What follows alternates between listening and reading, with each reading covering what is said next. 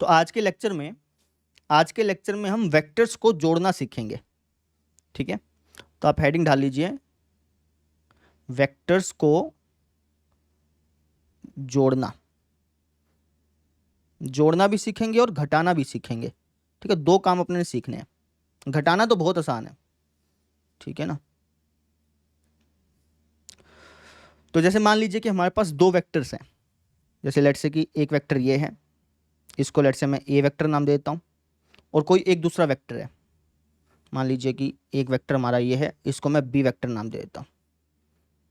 ठीक है, ये मेरे पास दो वेक्टर हैं और मुझसे कह दिया गया कि भैया इन दो वेक्टर्स को जोड़िए, इन दो वेक्टर्स को जोड़िए। तो इन दो वेक्टर्स को जोड़ने के हमारे पास दो तरीके हैं, दो मेथड हैं जिनकी मदद से हम इन दो वेक्टर्स को जोड़ सकते हैं। कौन कौन से दो मेथड? एक तो हमारा त्रिभुज नियम। क्या है हमारा? त्रिभुज नियम। और दूसरा है हमारा समांतर चतुर्भुज नियम।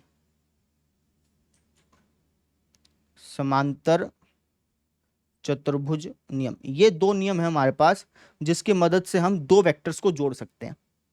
ठीक है, तो सबसे पहले हम बात करते हैं त्रिभुज नियम की, कि त्रिभुज नियम से हम कैसे दो वेक्टर्स को जोड़ सकते हैं। तो त्रिभुज नियम से अगर आपको दो वेक्टर्स को जोड़ना है ना, तो आप क्या करिए, इसमें से किसी भी एक वेक्टर को उठाइए, किसी भी एक वेक्टर को, चाहे तो आप इसको उठा लीजिए, चाहे आप इसको उठा लीजिए, आपकी इच्छा है। मान लीजिए कि मैं इसको उठा लेता हूं। ठीक है, किसी भी एक वेक्टर को उठाइए और इसकी जो पूंछ है, इसको पूंछ बोलते हैं बेटा, ये पूंछ होता है और ये हमारा सिर होता है ना। इसको इंग्लिश में बोले तो टेल, और ये हेड। ठीक है, तो अगर आपको त्रिभुज नियम के माध्यम से दो वेक्टर्स को जोड़ना है, तो आप इन दो वेक्टर्स में से किसी भी एक वेक्टर को उठाइए। मान लीजिए कि मैंने इस वेक्टर को उठा लिया, और किसी भी एक वेक्टर को उठा करके दूसरे वेक्टर के हेड पर रख दीजिए। समझे? एक वेक्टर की पूंछ को, एक वेक्टर की टेल को दूसरे वेक्टर के हेड पर आप रख दीजिए, जैसे मैंने यहां पे रख दिया। रखने के बाद पहले वेक्टर की टेल को दूसरे वेक्टर के हेड से मिला दीजिए, कुछ इस तरीके से मिला दिया। अब ये जो हमारा वेक्टर बना है ना, ये वेक्टर हमारा इन दो वेक्टर्स का सम है। ये जो हमारा वेक्टर बना है, ये बेसिकली क्या है? ये हमारा ए और बी वेक्टर का सम है। ठीक है, और इस वेक्टर की जो डायरेक्शन होगी, इस वेक्टर की जो डायरेक्शन होगी वो उल्टी होगी। क्या होगी? उल्टी होगी। उल्टी माने अभी बताते हैं। जैसे अगर आप ध्यान से देखें तो ये वेक्टर इस तरफ जा रहा है, फिर ये वेक्टर इस तरफ जा रहा है ना। तो अगर हम देखें तो बेसिकली ये कुछ इस तरीके से जा रहे हैं, समझे ना। यहाँ पे गया, फिर यहाँ पे गया। तो अगर हम ध्यान से देखें तो अगर हम इसी पैटर्न से चलें, भाई कोई बंदा है यहाँ से गया, यहाँ से गया, तो उसको इस तरफ से आना चाहिए, उसकी डायरेक्शन बेसिकली ऐसी होनी चाहिए। लेकिन मैंने आपको क्या बताया कि ये जो वेक्टर है इसकी डायरेक्शन उल्टी होगी। डायरेक्शन होनी चाहिए ऐसी, डायरेक्शन बेसिकली कैसी होनी चाहिए? इस तरीके से होनी चाहिए, लेकिन डायरेक्शन कैसी होगी? उल्टी होगी बेटा। उल्टी माने, उल्टी माने भैया डायरेक्शन ऐसी होगी। वापस समझिए मैं क्या कह रहा हूं। अगर आपको त्रिभुज नियम के माध्यम से किन्हीं भी दो वेक्टर्स को जोड़ना है, तो सबसे पहला काम आप क्या करोगे, उन दो वेक्टर्स में से किसी भी एक वेक्टर की, किसी भी एक वेक्टर की टेल को दूसरे वेक्टर के हेड पर रख दोगे। जैसे मैंने इस वेक्टर की टेल को इस वेक्टर के हेड पर रख दिया। हेड पर रखने के बाद कुछ इस तरीके से आकृति बन गई। फिर आपको क्या करना है, एक वेक्टर की टेल को दूसरे वेक्टर के हेड से मिला देना है। जो ये आपने मिलाया, ये जो मिलकर तैयार हुआ, इसी को ही हम इन दो वेक्टर्स का सम कहते हैं। ठीक है, और इसको अपन बोल देते हैं ए वेक्टर प्लस बी वेक्टर। इसकी जो डायरेक्शन होगी वो उल्टी होती है। उल्टी कैसे? अब देखिए, यहां पर हम यहां से चले यहां पहुंचे, फिर यहां से चले यहां पहुंचे, तो हमारी जो डायरेक्शन है वो इस तरीके से होनी चाहिए। अगर हम पैटर्न के हिसाब से देखें, हमारी जो डायरेक्शन है वो ऐसी होनी चाहिए, लेकिन हमारी डायरेक्शन ऐसी नहीं होगी, उल्टी होगी हमेशा। ठीक है, हमारी डायरेक्शन कैसी हो जाएगी? ऐसी। तो इस तरीके से हम त्रिभुज नियम के माध्यम से दो वेक्टर्स को जोड़ते हैं। ठीक है, अभी बहुत कच्चा पक्का आया होगा आपको, आपको ये भी समझ नहीं आया होगा कि यार इसका क्या मतलब हुआ, है ना। अभी मैं समझाऊंगा बेटा, अभी आप ध्यान से सुनते जाओ जो मैं कह रहा हूं। ठीक है, तो इस तरीके से हम त्रिभुज नियम के माध्यम से दो वेक्टर्स को जोड़ा करते हैं। समझ में आई मेरी बात? अब एक काम करता हूं, मैं इसका एक प्रैक्टिकल लाइफ एग्जांपल आपको देता हूं, उससे आपको ज्यादा समझ में आएगा। ठीक है, तो जैसे मान लीजिए कि भैया ये एक नदी है, ठीक है, जो कि पूर्व दिशा में बह रही है, कुछ इस तरीके से।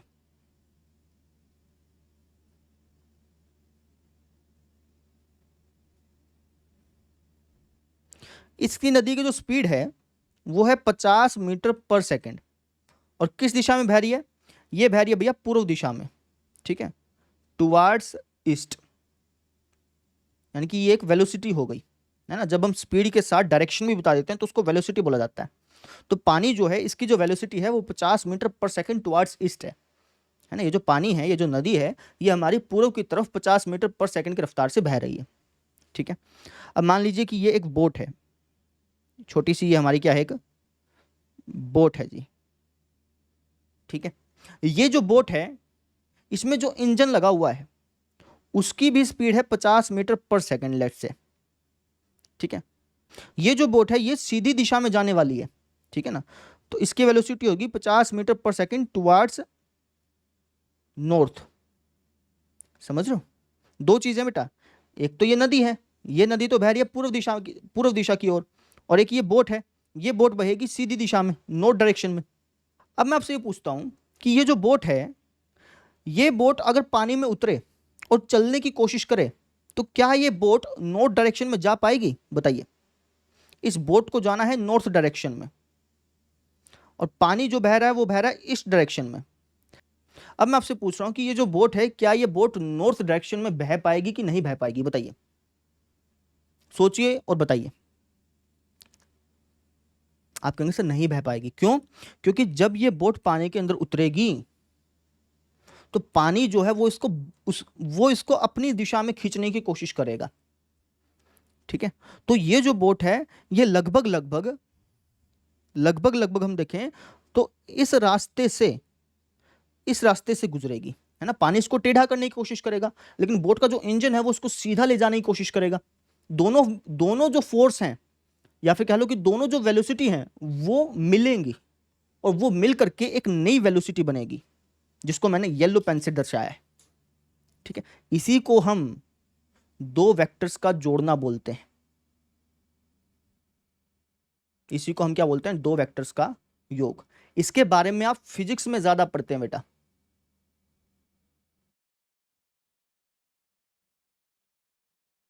ठीक है।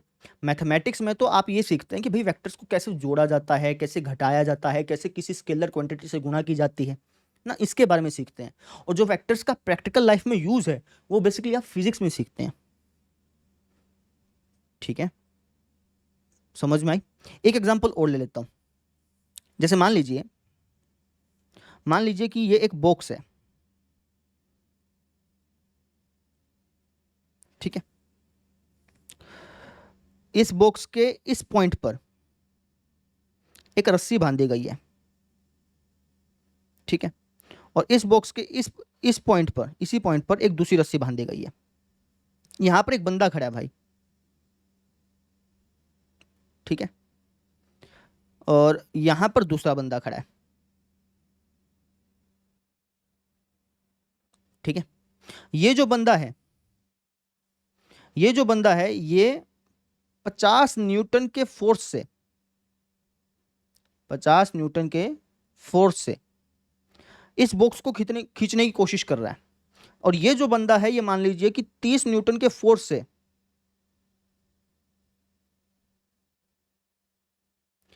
इस बॉक्स को खींचने की कोशिश कर रहा है। अब ये जो बॉक्स है, क्या ये बॉक्स इसके पास जाएगा या ये बॉक्स इसके पास जाएगा, या फिर ये बॉक्स बीच कहीं रास्ते में जाएगा? बताइए। तो अगर आपने थोड़ी बहुत भी कॉमन सेंस है तो आप कहेंगे सर ये जो बॉक्स है ना तो वो इस बंदे के पास जाएगा ना वो इस बंदे के पास जाएगा। बेसिकली ये जो बॉक्स है ये कहीं बीच रास्ते में ऐसा जाएगा, ठीक है ना। इसको मैं थोड़ा सा शेडेड बना देता हूँ ताकि आपको थोड़ा सा अलग अलग दिखे। इस रास्ते में कहीं कहीं जाएगा ये, है ना। तो यहां पर हम ध्यान से देखें तो यहां पे दो वेक्टर्स काम कर रहे थे, एक ये वेक्टर काम कर रहा था और एक ये वेक्टर काम कर रहा था, ठीक है।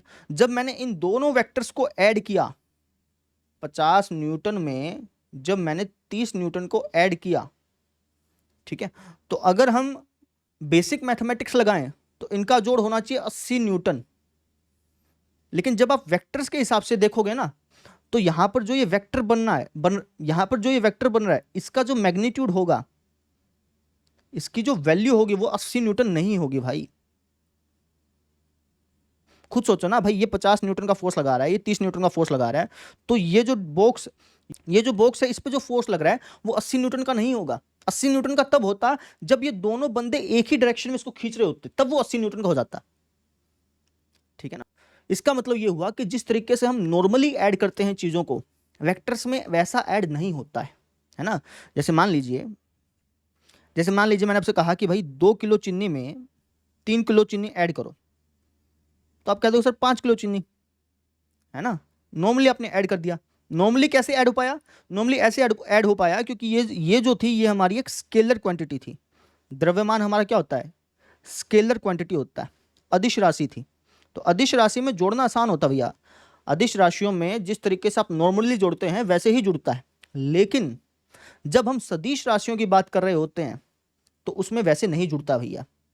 समझ गए? जैसे मैंने यहाँ पे दिखाया आपको, भाई अगर आप 50 न्यूटन फोर्स में 30 न्यूटन का फोर्स ऐड करेंगे तो जरूरी नहीं है कि भैया 80 न्यूटन आए, जरूरी नहीं है। आ भी सकता और नहीं भी आ सकता।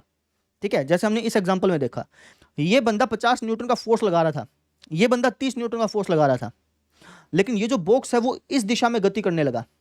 ठीक है, लेकिन ये जो बॉक्स है, इस बॉक्स पर जो टोटल फोर्स लगेगा वो जरूरी नहीं कि 80 न्यूटन हो। ऑब्वियस सी बात है 80 न्यूटन तो होगा ही नहीं। 80 न्यूटन तब होगा जब ये दोनों बंदे एक ही डायरेक्शन में इसको खींचे। समझ रहे हैं? जैसे मान लीजिए कि भैया बॉक्स यहां पे है और इस बॉक्स के इस पॉइंट पर रस्सी बांध रखी है ना, और यहां पर दो बंदे खड़े हैं। ठीक है, और दोनों के दोनों बंदे एक ही डायरेक्शन में इसको खींच रहे हैं, तब इनका जोड़ 80 न्यूटन हो जाएगा।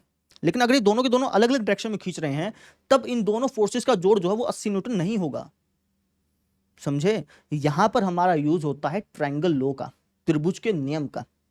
त्रिभुज का नियम जो है वो हमें यहां पे ये बताता है कि ये जो फोर्स अप्लाई यहां पे होगा वो कितने न्यूटन का होगा, है ना।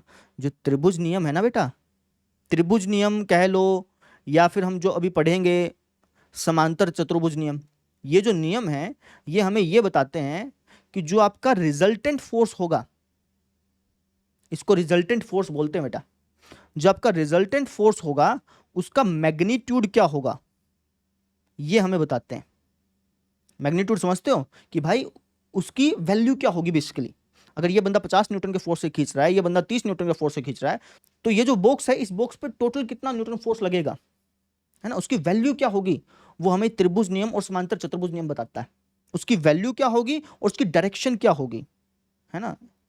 ये हमें कौन बताता है? ये हमें त्रिभुज नियम और समांतर चतुर्भुज नियम बताते हैं, इसलिए इनको पढ़ना जरूरी है। अभी तक जो आप नॉर्मल एडिशन सब्ट्रैक्शन करते थे ना, वो वेक्टर्स में काम नहीं करती है। वेक्टर्स का अपना एक अलग मैथमेटिक्स है, क्योंकि वेक्टर्स जो है वो आपकी अदिश राशियां नहीं है। अदिश राशियों में तो आपका नॉर्मली एडिशन हो जाता था, लेकिन जब आप वेक्टर्स की बात करते हैं, वेक्टर्स हमारा क्या एक सदिश है। सदिश राशियों में ऐसे नॉर्मल एडिशन नहीं होता भैया। सदिश राशियों को अगर आपको जोड़ना है या फिर घटाना है तो आपको इस्तेमाल करना पड़ेगा त्रिभुज नियम का या फिर समांतर चतुर्भुज नियम का। इन नियमों का इस्तेमाल करके आप दो वेक्टर्स को जोड़ सकते हैं और दो वेक्टर्स को घटा सकते हैं।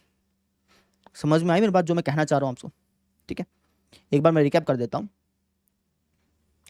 तो मैंने आपको यह सिखाया कि अगर आपको वेक्टर्स को जोड़ना और घटाना है तो उसके लिए आपको त्रिभुज नियम या समांतर चतुर्भुज नियम का यूज करना पड़ेगा। जिस तरीके से हम नॉर्मली चीजों को ऐड करते हैं वैसा वेक्टर्स में नहीं चलता है। वेक्टर्स का अपना एक अलग मैथमेटिक्स है। ठीक है ना। जैसे आप 2 किलो और 3 किलो को अगर आप ऐड करना चाहें तो आप नॉर्मली ऐड कर देते हैं, है ना। उसको अपन बोलते हैं अलजेब्रिक एडिशन। क्या बोलते हैं? Algebraic addition. जिस तरीके से आपने अभी तक एडिशन सीखा था वो वहां पे काम करता है, लेकिन वेक्टर्स में अलजेब्रिक एडिशन काम नहीं करता भैया। वेक्टर्स में अगर आपको वेक्टर्स को जोड़ना है, सदिशों को जोड़ना है, तो उसके लिए या तो आपको त्रिभुज नियम इस्तेमाल करना पड़ेगा या फिर समांतर चतुर्भुज नियम इस्तेमाल करना पड़ेगा। ठीक है, तो जैसे मान लीजिए कि मेरे पास एक वेक्टर ये है ए वेक्टर, दूसरा वेक्टर ये है बी वेक्टर, और मुझे इनको जोड़ना है। तो त्रिभुज नियम क्या कहता है? त्रिभुज नियम यह कहता है कि भैया एक वेक्टर को उठा करके दूसरे वेक्टर के हेड पर रख दो, एक वेक्टर की टेल को उठा करके दूसरे वेक्टर के हेड पर रख दो, जैसे हमने यहाँ पे किया था। फिर क्या करना होता है? फिर एक वेक्टर की टेल को दूसरे वेक्टर के हेड से मिलाना होता है। जो आप ये मिलाओगे ना, इसकी जो डायरेक्शन होगी वो उल्टी होगी। उल्टी कैसे? कि भैया कोई बंदा है वो यहाँ से यहाँ जा रहा था, फिर यहाँ से यहाँ जा रहा था, है ना। तो अगर देखा जाए तो उस बंदे की जो डायरेक्शन है वो ऐसी होनी चाहिए, लेकिन भैया वेक्टर एडिशन में इसकी डायरेक्शन उल्टी होगी त्रिभुज नियम के हिसाब से, ठीक है। तो इसकी डायरेक्शन कैसे हो जाएगी, ऐसे। आप कहेंगे इसकी डायरेक्शन उल्टी क्यों होती है, इसका रीजन तो बता दीजिए। तो इसका रीजन आप ऐसे समझो कि जैसे ये एक वेक्टर है ना, जैसे मान लीजिए कि ये एक डिस्प्लेसमेंट वेक्टर है। कौन सा वेक्टर है, डिस्प्लेसमेंट वेक्टर। डिस्प्लेसमेंट समझते हो, विस्थापन। आप ऐसे समझिए कि कोई बंदा है जो कि पहले पूर्व दिशा में गया, फिर वो इस डायरेक्शन में गया, ठीक है। तो अगर मैं आपसे पूछूं कि भैया उसका टोटल डिस्प्लेसमेंट बताओ, टोटल विस्थापन बताओ, तो विस्थापन क्या होता है, विस्थापन होता है इनिशियल पॉइंट और लास्ट में वो जहां पे पहुंचा उनके बीच की शॉर्टेस्ट दूरी, है ना। तो वो बंदा यहां से चला था और यहां पे पहुंचा, तो इन दोनों के बीच की शॉर्टेस्ट दूरी क्या है, आप कहेंगे सर ये है ना। अब वो बंदा यहां से चल के यहां पहुंचा, फिर यहां से चल के यहां पहुंचा, इसका जो डिस्प्लेसमेंट वेक्टर बनेगा वो यहां से यहां तक ही तो बनेगा, इसकी डायरेक्शन क्या हो जाएगी, यही तो होगी, है ना। तो इसलिए यहां पे उल्टी डायरेक्शन आती है। कहने को हम कह देते हैं कि ये उल्टी डायरेक्शन है।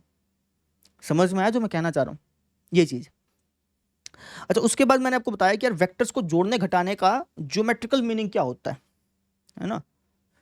तो जैसे मैंने ये एग्जांपल आपको लेके बताया कि लेट्स से ये हमारी एक बोट है, ये जो बोट है ये बोट जाना चाहती है सीधा, है ना, और जो पानी बह रहा है वो बह रहा है पूर्व दिशा की तरफ, ठीक है। अब जब ये बोट को मैं पानी में उतारूंगा तो ना तो ये बोट सीधी जा पाएगी, है ना, क्योंकि पानी इसको खिसकेगा, ना ही ये बोट पूरी तरह से इस डायरेक्शन में जा पाएगी। क्यों, क्योंकि इसका खुद का भी इंजन है जो कि इसको आगे बढ़ने में मदद करेगा।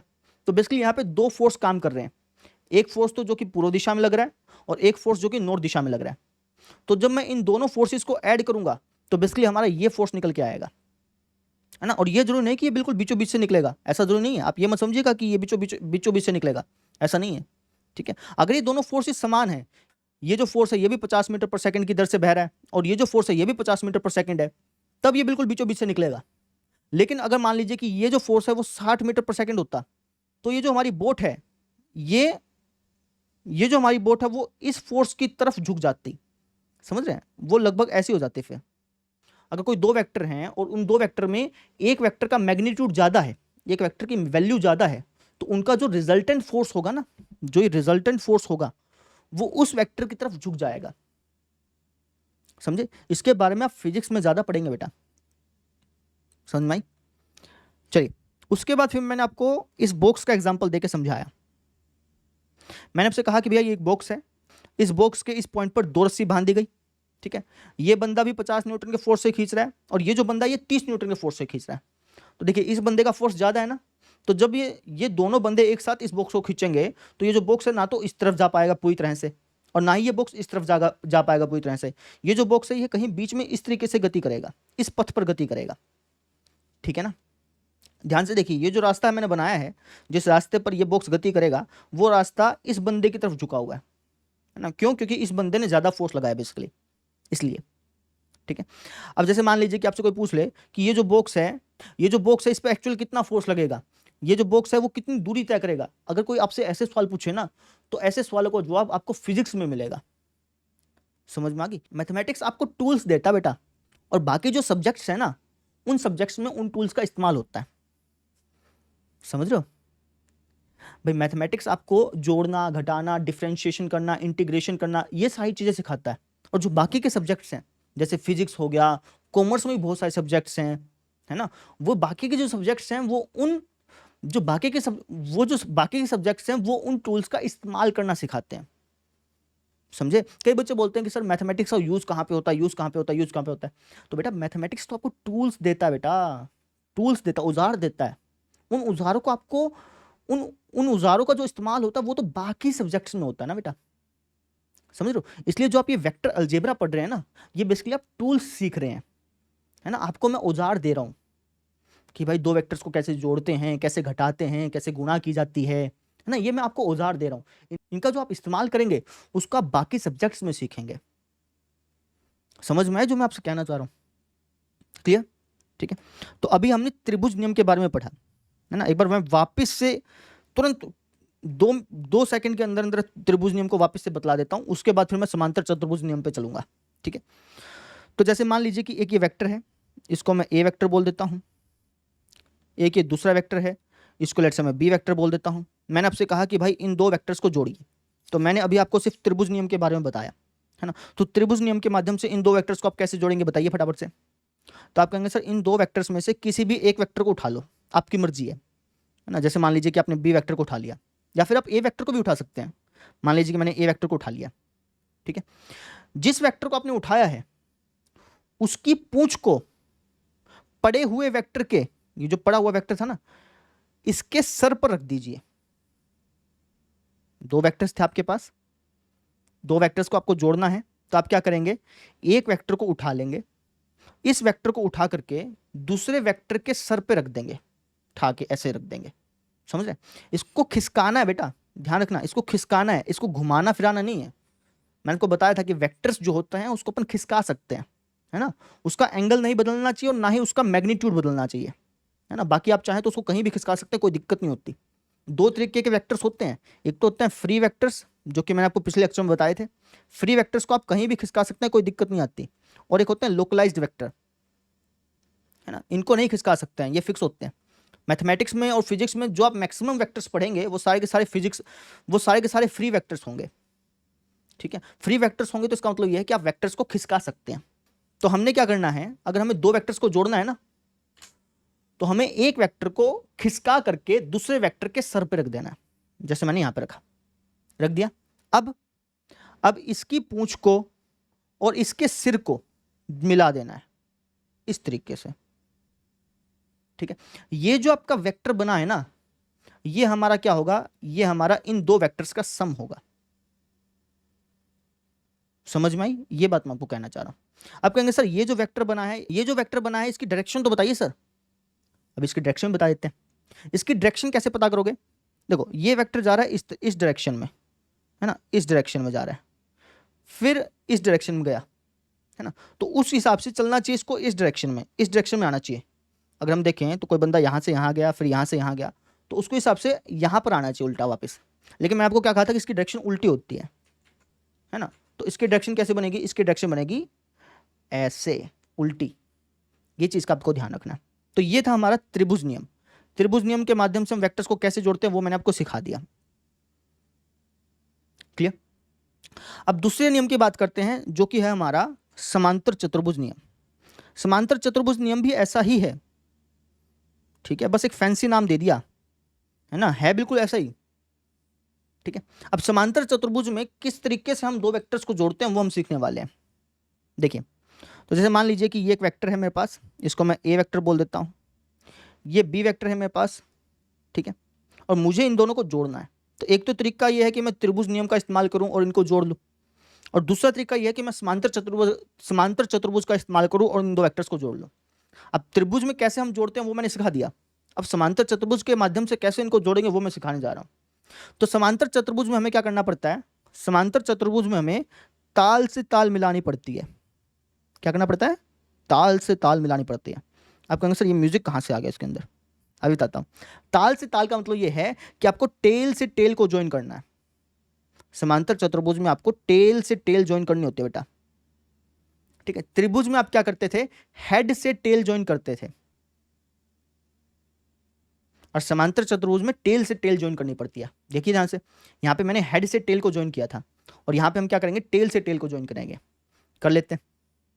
तो अगर आपको दो वेक्टर्स को समांतर चतुर्भुज के माध्यम से मिलाना है तो आप क्या करेंगे, किसी भी एक वेक्टर को उठाएंगे, आपकी इच्छा किसी को भी उठा सकते थे, इसको उठा लिया, और इसकी टेल से इस दूसरे वेक्टर की टेल को, इसकी टेल से इस दूसरे वेक्टर की टेल को मिला देंगे। ताल से ताल मिलानी है, कुछ इस तरीके से मिला दिया, ठीक है।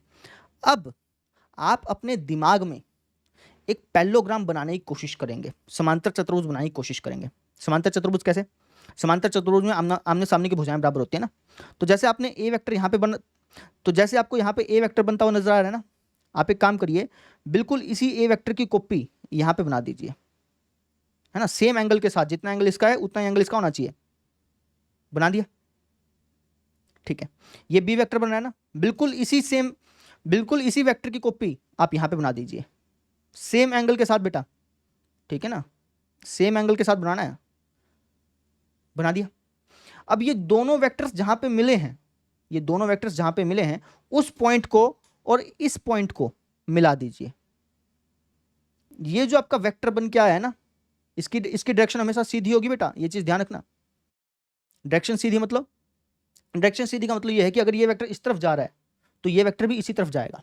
त्रिभुज के नियम में ये जो वेक्टर हमारा बनता है इसकी डायरेक्शन उल्टी होती है। समांतर चतुर्भुज में जो हमारा वेक्टर बनता है उसकी डायरेक्शन सीधी होती है, ठीक है ना। अब ये जो हमारा वेक्टर बना है ये हमारा बना बेसिकली ए वेक्टर प्लस बी वेक्टर, समझे। वापस समझ लीजिए, अगर आपको दो वेक्टर्स को समांतर चतुर्भुज के नियम से मिलाना है तो आप क्या करेंगे, टेल से टेल मिलाएंगे। तो हमने क्या किया, दोनों वेक्टर्स की टेल से टेल मिला दी। दोनों वेक्टर्स की टेल से टेल मिलाने के बाद आप एक इमेजिनरी समांतर चतुर्भुज खींचेंगे, जो कि हमने खींच दिया। अब इस पॉइंट को इस पॉइंट से मिला दीजिए। ये जो हमारा वेक्टर बन के आएगा ये हमारा इन दो वेक्टर्स का सम होगा, ठीक है। अब कहेंगे सर आपने तो कहा था कि त्रिभुज नियम और समांतर चतुर्भुज नियम एक ही जैसा है, लेकिन यहाँ पे तो बिल्कुल अलग अलग दिख रहा है। बेटा बिल्कुल सेम है, अलग अलग है ही नहीं, बिल्कुल सेम है। बिल्कुल सेम कैसे सरजीत बताइए।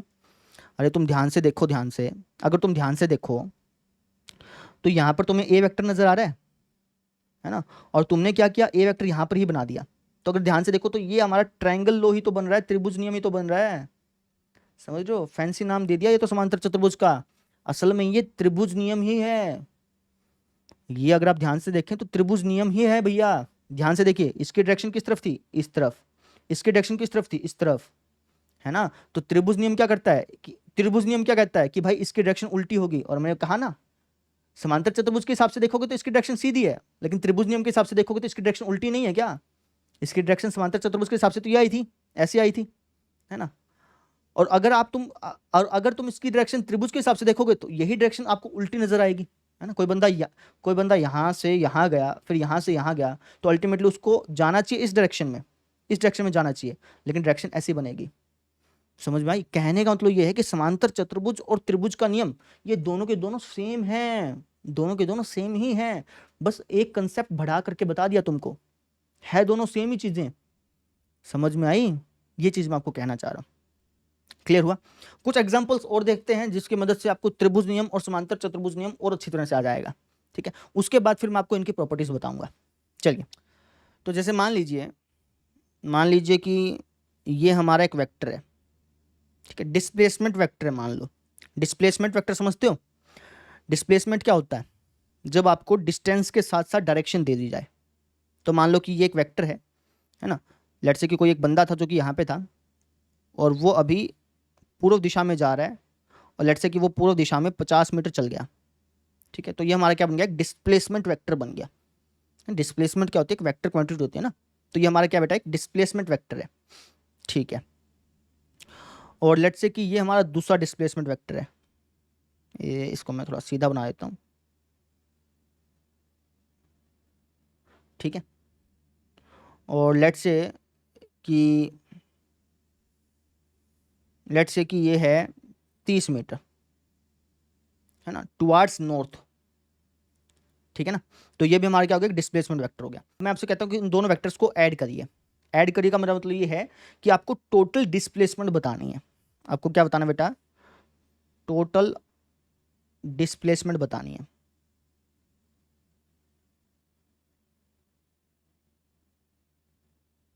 कैसे बताओगे, आप कहेंगे सर इन दोनों वेक्टर्स को ऐड करना है ना। तो दो वेक्टर्स को ऐड करने के दो तरीके होते हैं। कौन से दो तरीके, एक तो है जी हमारे पास त्रिभुज नियम।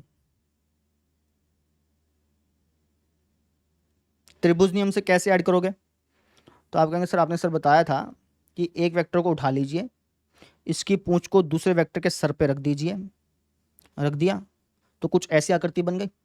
अब इसकी पूंछ को और इसके सर को मिला दीजिए, ठीक है। इसकी जो डायरेक्शन होगी वो उल्टी होगी। उल्टी मतलब कि भाई देखिए इसकी डायरेक्शन इस तरफ है, फिर इसकी डायरेक्शन इस तरफ है, तो देखा जाए तो इसकी डायरेक्शन होनी चाहिए इस तरफ, लेकिन उल्टी डायरेक्शन होगी, है ना। इसकी डायरेक्शन कैसी होगी, ऐसी। तो ये हमारा जो वेक्टर बन के आया है ये बेसिकली क्या है, इन दोनों वेक्टर्स का सम है, ठीक है। इन दोनों वेक्टर्स का सम है, इसका मतलब ये नहीं हुआ कि भैया ये 80 मीटर है, ये मत समझ लेना, समझे। ये जो लेंथ है ना ये 80 मीटर नहीं होगी बेटा जी, ये चीज़ ध्यान रखना। ऑब्वियस सी बात, 80 मीटर तो होगी ही नहीं। क्यों नहीं होगी, क्योंकि भाई ये इस डायरेक्शन है, ये नो डायरेक्शन है, बीच में एंगल बन रहा है 90 डिग्री, है ना, ठीक है। तो इस एंगल पे डिपेंड करता है कि इसकी लेंथ कितनी होगी। अगर मान लो कि एंगल कुछ और होता तो फिर हम ट्रिग्नोमेट्री का इस्तेमाल करके इसकी लेंथ निकालते हैं। समझ रहे हैं? वो इस एंगल पे डिपेंड करता है कि इसकी लेंथ कितनी होगी। लेट्स से कि इसकी लेंथ, लेट्स से कि यहाँ पे जो एंगल बन रहा है वो 90 डिग्री है, ठीक है, तो इसकी लेंथ कितनी हो जाएगी भाई? इसकी लेंथ हो जाएगी सर, पाइथागोरस थ्योरम से निकाल लेंगे, है ना, वो हो जाएगी √50 का स्क्वायर प्लस में 30 का स्क्वायर, है ना, ये इसकी लेंथ होगी। ठीक है, तो बेसिकली जो आप वेक्टर्स चैप्टर सीख रहे हैं ना, इसके अंदर आपने ये पता कर लिया कि भाई दो सदिश राशियों को कैसे जोड़ा जाता है। दो सदिश राशियों को जब आप जोड़ते हैं, जो नया सदिश बनता है उसका मान क्या होता है, उसकी वैल्यू क्या होता है, उसकी मैग्नीट्यूड क्या होता है, वो निकालना आपने सीख लिया। इसके बारे में फिजिक्स में आप ज़्यादा पढ़ेंगे बेटा, मैं पहले बता देता हूँ, ठीक है। इसकी डायरेक्शन क्या होगी वो आपने पता कर ली। आई बात समझ में? क्लियर हुई? ठीक है, तो इन चीज़ों के बारे में आपने सीखना होता है इस चैप्टर में। क्लियर? तो अभी हमने इन दोनों वेक्टर्स को किस नियम से जोड़ा? त्रिभुज नियम से जोड़ा, ठीक है ना। अब मान लीजिए कि यार मुझे तो है ना इसको समांतर चतुर्भुज नियम से जोड़ना है। किस नियम से जोड़ना है? समांतर चतुर्भुज नियम से जोड़ना है। तो मैं इनको कैसे जोड़ूंगा वो मैं अभी आपको सिखाने जा रहा हूँ, ठीक है। त्रिभुज नियम से कैसे जोड़ते हैं वो तो आपने सीख लिया। समांतर चतुर्भुज नियम से अगर आपको जोड़ना है तो वो कैसे करेंगे वो अपन सीखने वाले हैं, ठीक है। तो उसके लिए मुझे इसको मिटाना पड़ेगा, उसके बाद ही मैं आपको सिखा पाऊंगा। तो इसको मिटा देता हूँ एक बार। तो ये दो वेक्टर्स थे, इनको मुझे जोड़ना है। इनको जोड़ने के लिए हमारे पास दो नियम है, त्रिभुज नियम और समांतर चतुर्भुज नियम। त्रिभुज नियम अपन सीख चुके हैं, है ना। समांतर चतुर्भुज भी सीख चुके हैं, लेकिन मैं वापस एक बार आपको करके दिखा देता हूँ, ठीक है। तो त्रिभुज नियम से तो इनको जोड़ना सीख लिया। अब समांतर चतुर्भुज नियम से कैसे जोड़ेंगे वो देख लीजिए। तो समांतर चतुर्भुज नियम क्या बोलता है? समांतर चतुर्भुज नियम बोलता है कि भैया ताल से ताल मिला। क्या बोलता है? ताल से ताल मिला। ताल से ताल मिला मतलब कि भैया इसकी टेल से इसकी टेल को मिला दीजिए। मिला देते हैं। तो इस वेक्टर को उठाया और इसकी टेल को इस वेक्टर की टेल पे मिला दिया, कुछ इस तरीके से। मिलाने के बाद आपको क्या करना होता है? इसके बाद आपको समांतर चतुर्भुज बनाना पड़ता है। क्या बनाना पड़ता है? समांतर चतुर्भुज। कैसे? देखिए, आपको क्या करना पड़ता है, ये जो वेक्टर है ना, आपको इसका कॉपी पेस्ट यहाँ पे बनाना पड़ता है, ठीक है, बिल्कुल कॉपी पेस्ट। जितना एंगल यहाँ पे उतना एंगल यहाँ पे होना चाहिए, ठीक है ना। बिल्कुल इसको खिसकाना है ना। किसी मैथमेटिक्स में किसी भी वेक्टर्स को आप घुमा नहीं सकते हैं, खिसका सकते हैं। तो इस वेक्टर की कॉपी बना करके यहाँ पे खिसका देना। सेम टू सेम इस वेक्टर की जो कॉपी है उसको यहाँ पे बना दीजिएगा। तो यहाँ पे हमारा क्या बन गया? एक समांतर चतुर्भुज बन गया। अब क्या करना है? अब आपको इस पॉइंट को इस पॉइंट से मिला देना है। मिला दीजिए भाई, समझे? ये जो आपका वेक्टर बना है, ये वेक्टर बेसिकली इन दो वेक्टर्स का सम है, समझे? और अगर आपको ध्यान हो तो त्रिभुज नियम में भी इसी तरीके से वेक्टर बना था, है ना। ये समांतर चतुर्भुज नियम जो है वो त्रिभुज नियम ही है, उसी से ही निकला है बेटा। कैसे? अरे भाई ये 30 मीटर है ना, तो अगर आप तुम ध्यान से देखो तो ये भी तो 30 मीटर है। तो असल मायने में देखा जाए तो आपने यहाँ पे त्रिभुज नियम ही लगाया है। तुम अगर नोटिस करो ध्यान से, त्रिभुज नियम ही तो है। इसकी डायरेक्शन इस तरफ, इसकी डायरेक्शन इस तरफ। त्रिभुज नियम क्या बोलता था? इसकी डायरेक्शन उल्टी होगी, और देखिए इसकी डायरेक्शन उल्टी ही है। तो असल मायने में त्रिभुज नियम ही है, बस इसको एक फैंसी नाम दे दिया समांतर चतुर्भुज का। दोनों नियम एक ही है, समझे? तो इस तरीके से अपन वेक्टर्स को ऐड करते हैं। आई होप सो आपको समझ में आ गया होगा। अगर आपको इसमें और भी डीपली जाना है तो आप फिजिक्स में वेक्टर्स पढ़ सकते हैं, है ना। लेकिन मैथमेटिक्स में अगर आप हैं तो इतना काफ़ी है, इससे गहराई में और जाने की जरूरत नहीं है, ठीक है। चलिए, अब मैं आपको वेक्टर एडिशन की प्रॉपर्टीज पढ़ाने जा रहा हूँ।